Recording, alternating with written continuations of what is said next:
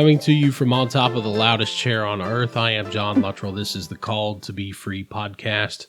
Find us online at calledtobefreerv.wordpress.com. Thank you so much for listening. I am joined, as we record this, by my bride of more than a decade now. Can't remember how many years.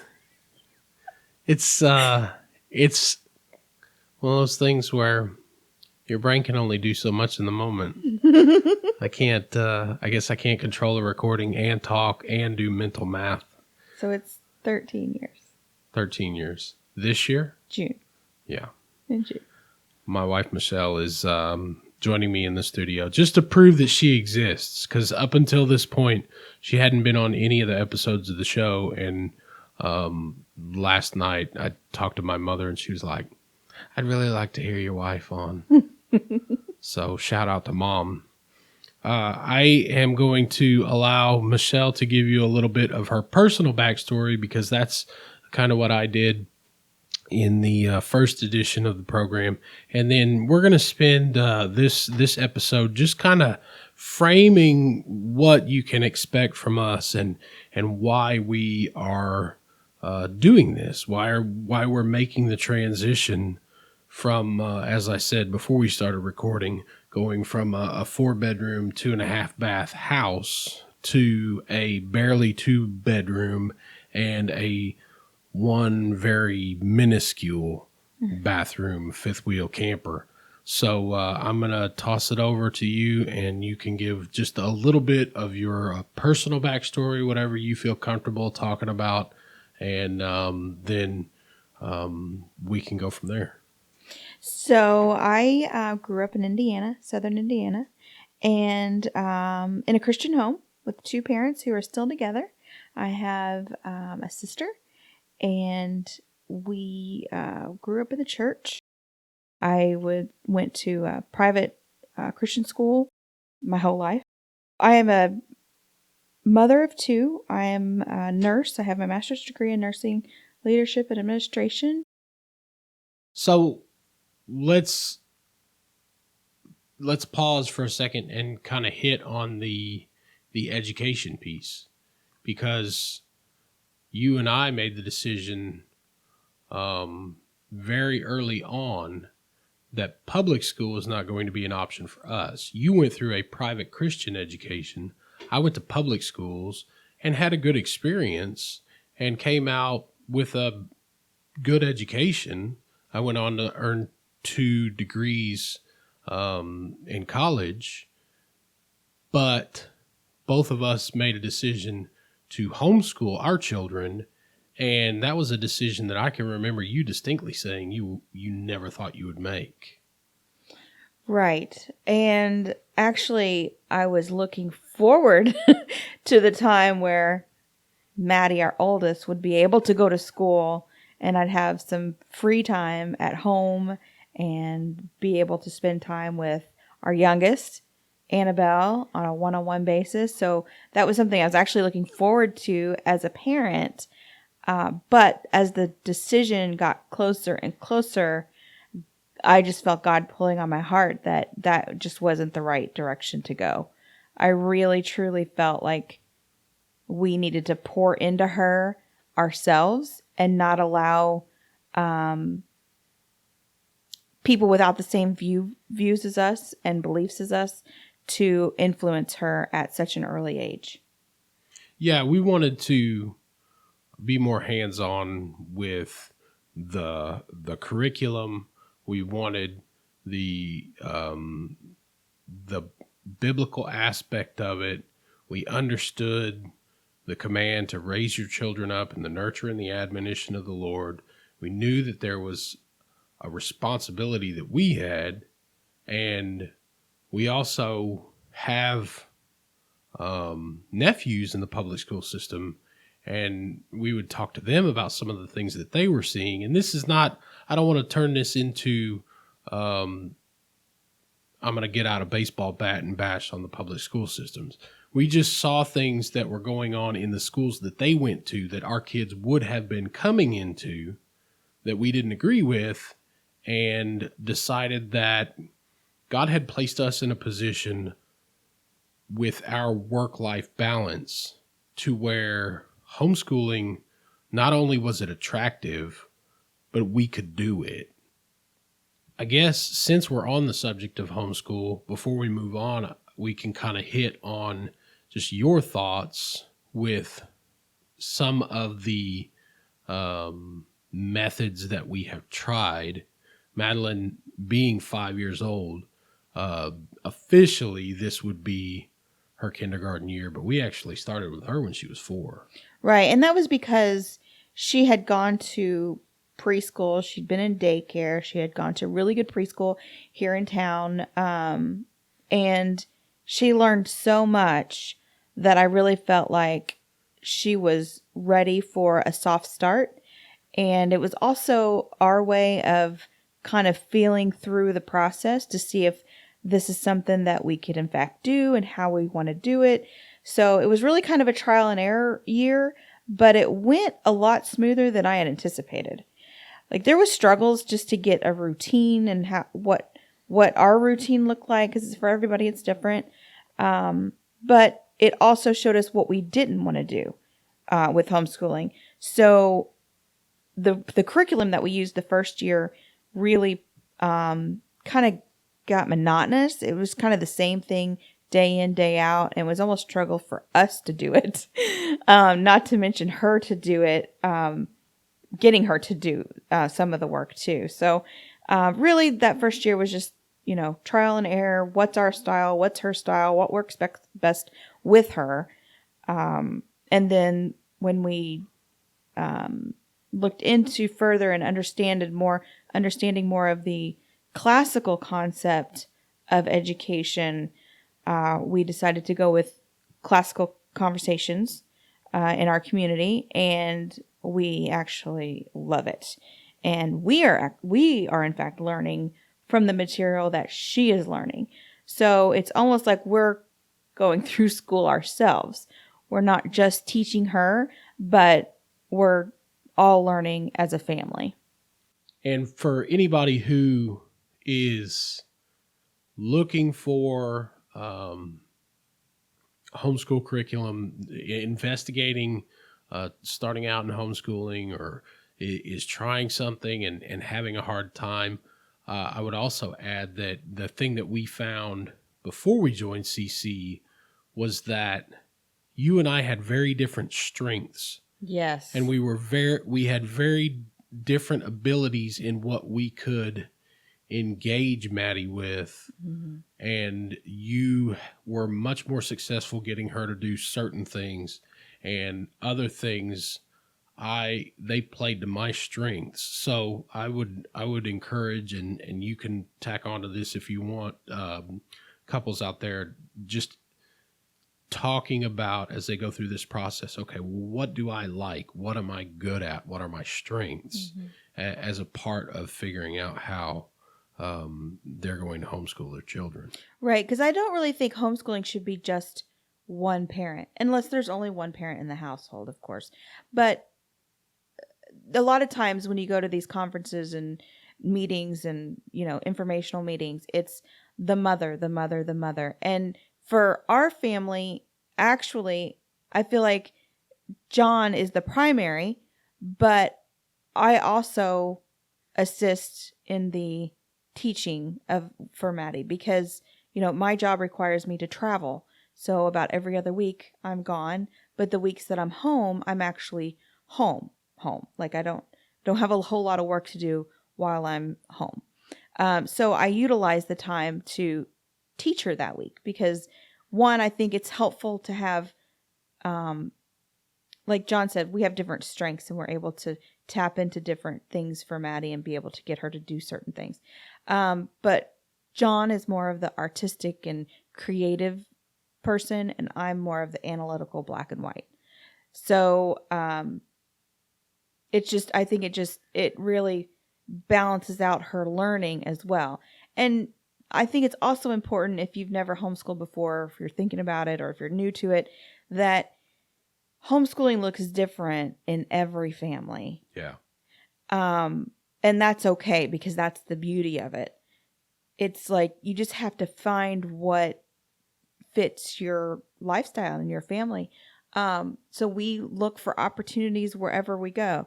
We have this new, I don't know how new it is, but this option to do our grocery shopping online and go pick up for delivery. Well, I prefer to take some opportunities to take Maddie to the store and actually grocery shop so she sees that process, even though I absolutely love the pickup system because it's so convenient.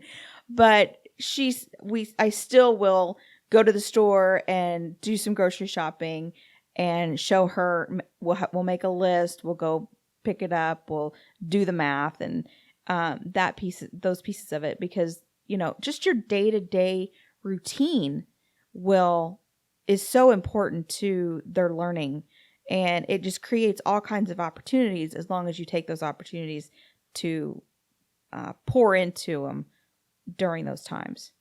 If we can kind of dovetail off of the educational piece, I think this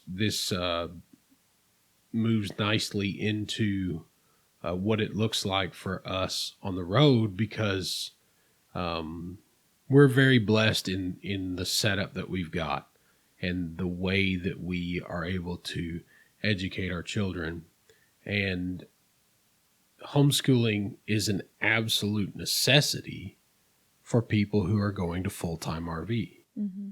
I think for us, the homeschooling piece excites me on the road because we're still going to stick with classical conversations. We won't have the typical community day aspect to it. Yeah.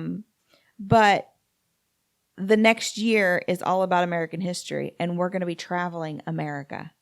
Yeah. So to really dive into those places that we visit and go to and learn about the history and touch the mountains and see just God's handiwork in everything that's been created, and then to see where battles were fought and forts were built, and I mean it's just going to be, I would almost say it's a once in a lifetime opportunity.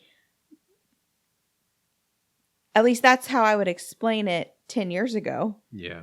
Now it's like, if this is going to be our reality, this is going to be our everyday life. It's a lifestyle opportunity. Right. It goes from a once in a lifetime to a lifestyle. Right. Yeah. Which is really attractive. And people in conversations that I've had have just been blown away at the idea that, wow, you're going to see such and such, or you're going to be able to go to so-and-so. And I'm like, yeah. Mm. And I don't get as excited as they do, because it's like, yeah, that's just the way it's going to be. I'm already starting to kind of mentally transition in my mind. I think I just touched on in passing in the first episode how it doesn't come across well, but I am excited at the opportunity to live life like this and see what it's like and experience things that people don't or won't get to experience in their lifetime. Mm-hmm. But we've kind of hit on some of the positive aspects of full-time RV life. Let's delve into some of the concerns that have come up and that will come up. What are some of the less attractive things that either you are not looking forward to or have concerns about? What are some of your kind of cons that the pros outweighed when we were considering making the jump to full-time RV? Right. So first of all, we're not going into this with this fantasy that this is going to be the trip of a lifetime, we're going to be on vacation all the time type of fantasy because we're still going to have to live life. We're still going to have struggles. We're still going to have things to fix, and things are going to come up that's not going to be the best. It's just there's still going to be things there to have to deal with. And my number one concern is getting through the difficult situations that we don't even know how to handle yet. Yeah.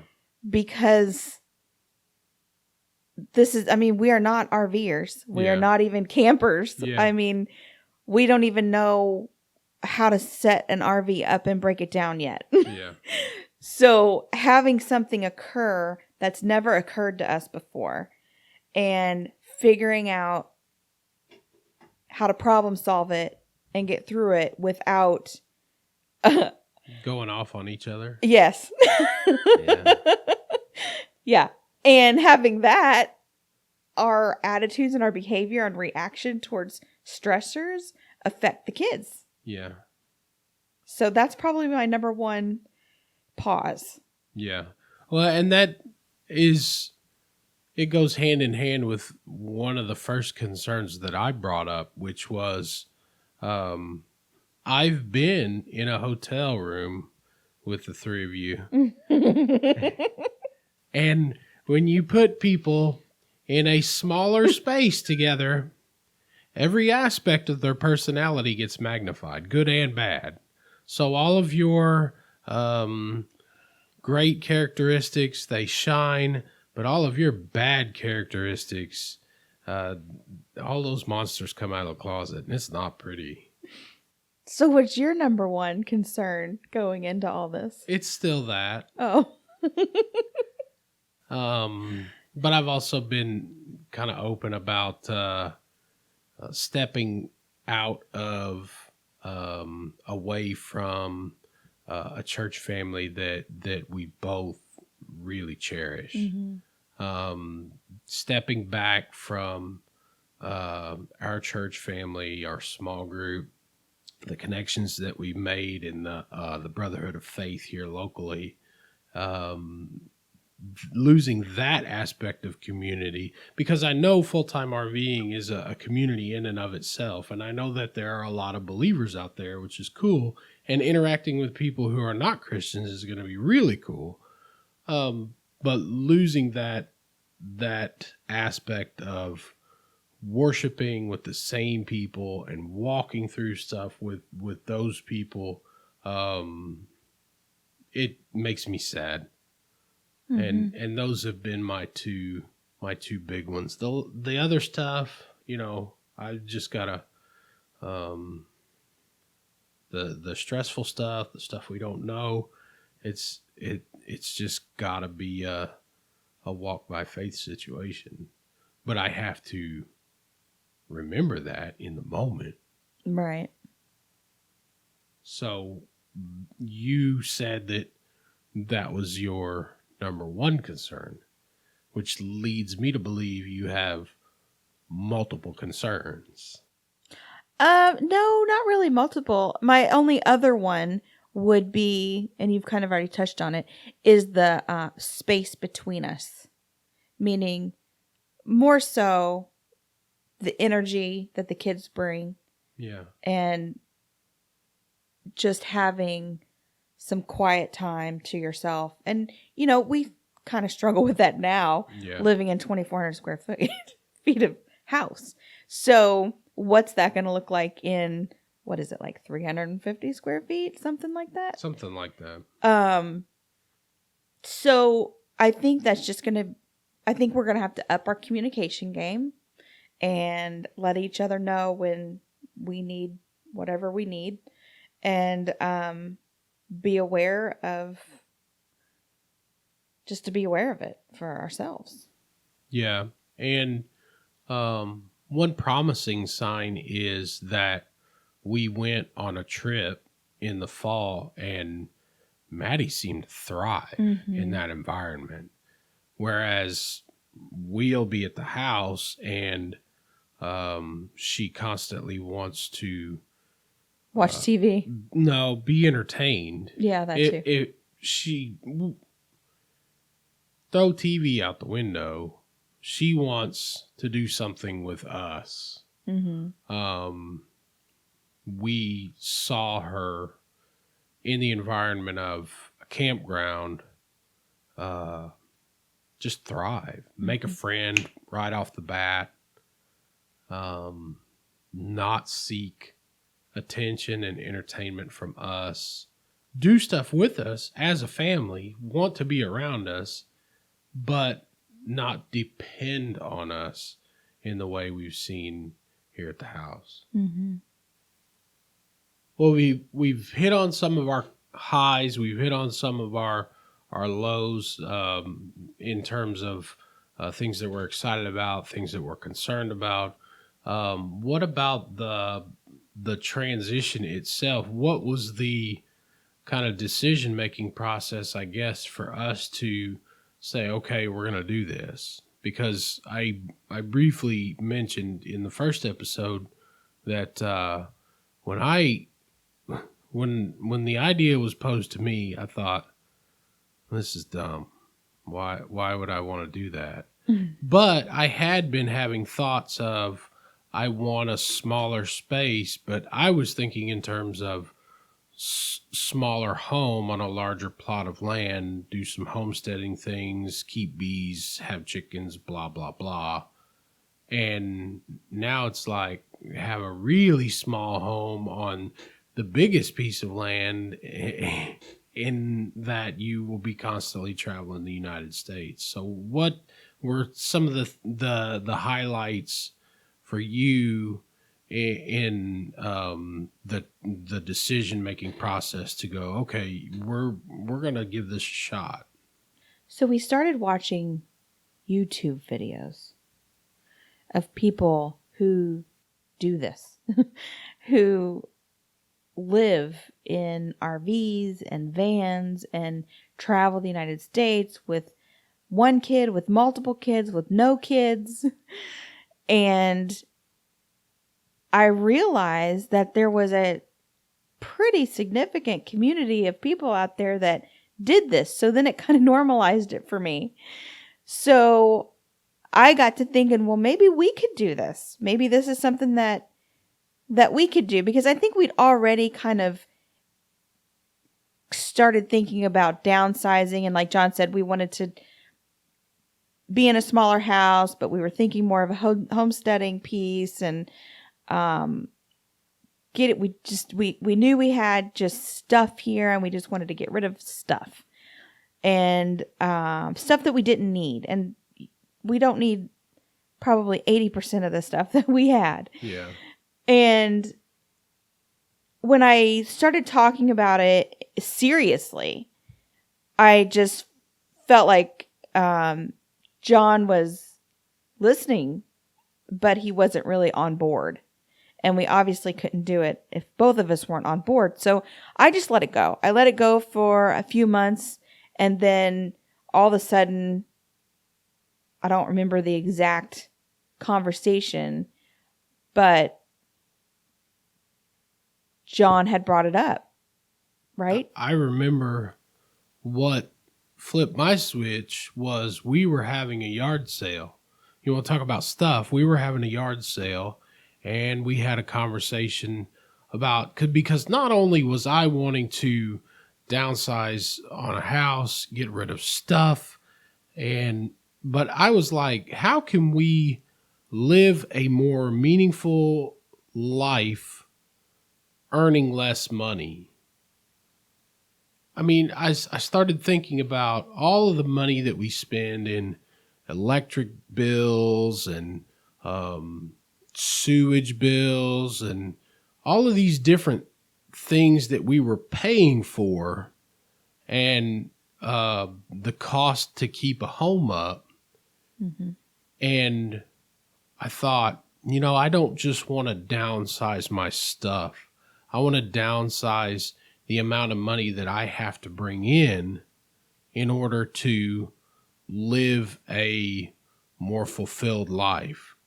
And part of bringing less in means you're going to have a requirement that less has to go out.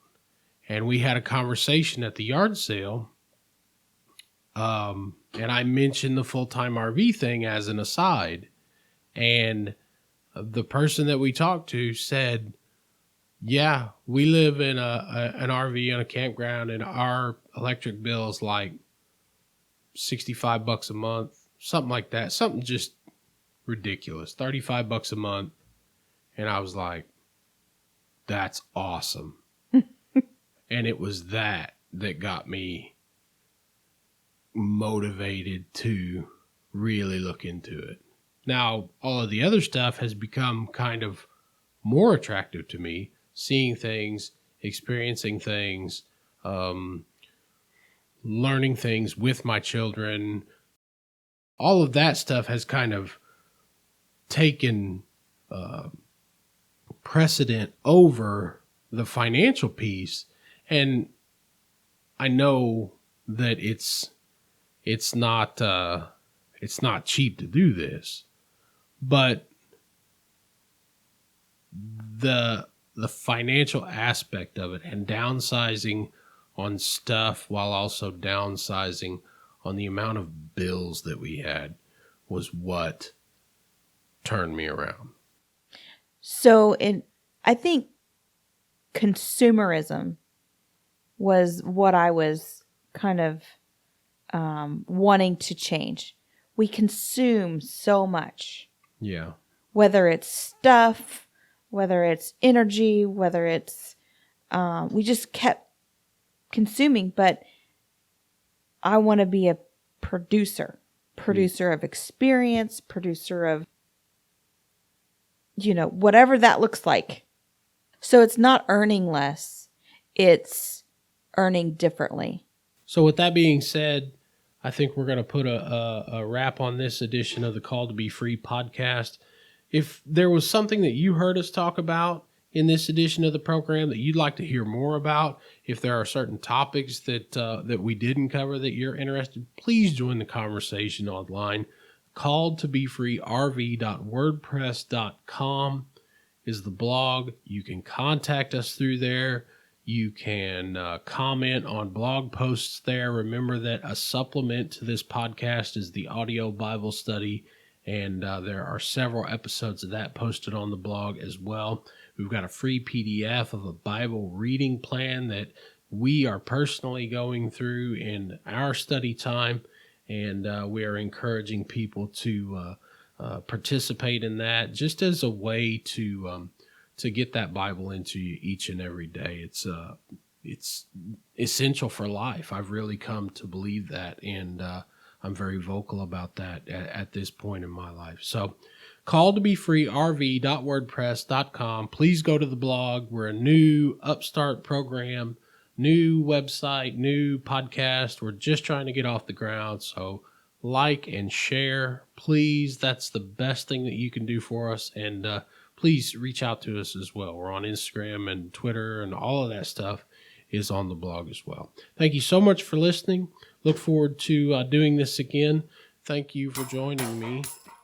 Thank you for having me. We'll talk to you next time. God bless.